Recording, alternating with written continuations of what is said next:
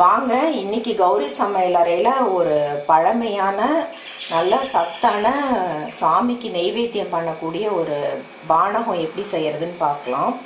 இந்த பானகம் வந்து ரொம்ப எத்தனை வருஷத்துக்கு முந்தின ரெசிபின்னே சொல்ல முடியாது. இதிகாசத்துல கூட பானகம் கொடுத்த மாதிரி கதையெல்லாம் இருக்கு. அதனால இது ரொம்ப ரொம்ப வருஷத்துக்கு முந்தின ரெசிபி இது. நம்ம இது கோவிலில் வந்து குறிப்பாக வந்து ஆஞ்சநேயர் ஜெயந்தி, ஸ்ரீராம நவமி போதெல்லாம் இதை வந்து பிரசாதமாக கொடுப்பாங்க. நீங்கள் தண்ணீர் பந்தெல்லாம் இப்போ கூட பார்த்துருப்பீங்க. நீர்மோர் தண்ணீரை எல்லாம் கொடுப்பாங்க. அந்த காலத்துலலாம் தண்ணீர் பந்தலில் வந்து பானகம் நீர்மோர் ரெண்டுமே பானையில் வச்சு கொடுப்பாங்க. அந்த அளவுக்கு இது வந்து ஒரு எனர்ஜி கொடுக்கும் வெயிலில் போயிட்டு வரவங்களுக்கு. எங்கள் சைடில் வந்து கல்யாண வீடுகளில் கூட நிச்சயம் பண்ணும்போது இது ஒரு பானையில் கரைச்சி வச்சு தாம்பூலம் சந்தனம்லாம் வைக்கும்போது பானகமும் வைப்பாங்க. நிச்சயதார்த்தம் முடிஞ்சோடனே ஒருத்தருக்கு ஒருத்தர் இது வந்து சம்பந்திங்க வந்து கொடுத்துக்கிறது ஒரு சம்பிரதாயமாகவே இருக்குது. இது வந்து ஒரு எனர்ஜி ட்ரிங்க்னு கூட சொல்லலாம். இதில் வெல்லம் போட்டிருக்கோம், அது நல்ல அயன் கொடுக்கும், உடனே நல்ல குளுக்கோஸ் கொடுக்கும். அதே மாதிரி வந்து லெமன் போட்டிருக்கோம், அது ரெஃப்ரெஷிங்காக இருக்கும். அதில் நிறைய ஹெல்த் பெனிஃபிட்ஸ் இருக்குது, விட்டமின் சி இருக்குது. ஏலக்காய் சுக்கு பொடி எல்லாமே கூட ஒரு மருத்துவ குணம் வாஞ்சது தான்.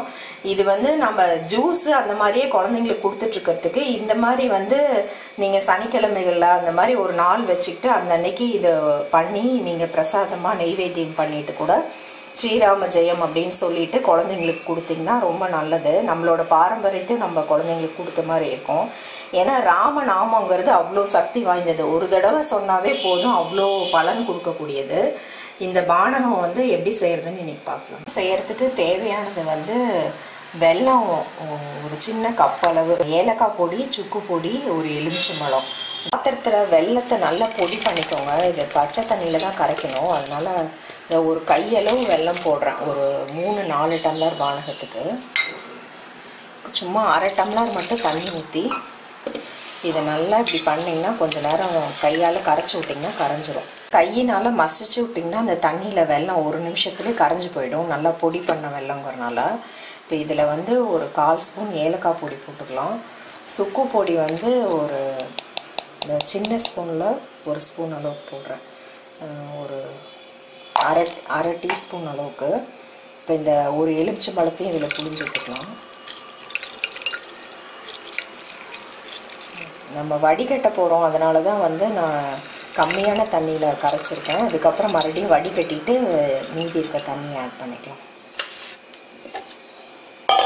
இதை நல்லா கையினால் கலந்து விட்டுக்கோங்க கொஞ்சம் நேரம். இந்த எலுமிச்சம்பழம் சுக்கு இதெல்லாம் இதாகிற வரைக்கும் கரைச்சி விட்டுட்டு இந்த வெல்லத்தில் டஸ்ட்டு கொஞ்சம் இருக்கும். இந்த எலுமிச்சம்பழமும் நம்ம அப்படியே வடிகட்டுறதுனால நான் அப்படியே கொட்டையோடு புழிஞ்சிட்டேன்.